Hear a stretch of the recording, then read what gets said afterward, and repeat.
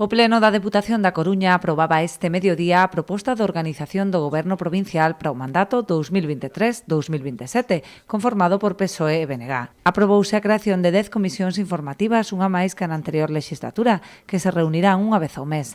Tamén os plenos seguirán a ter periodicidade mensual, celebrándose o último venres de cada mes.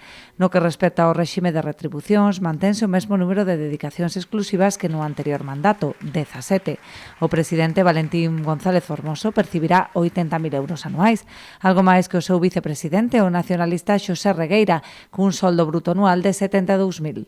Os 15 deputados con dedicacións exclusivas roldarán os 69.500 euros.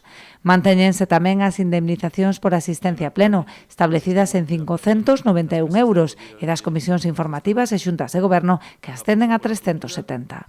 O pleno aprobou tamén un total de 27 postos de persoal eventual. De todo o país.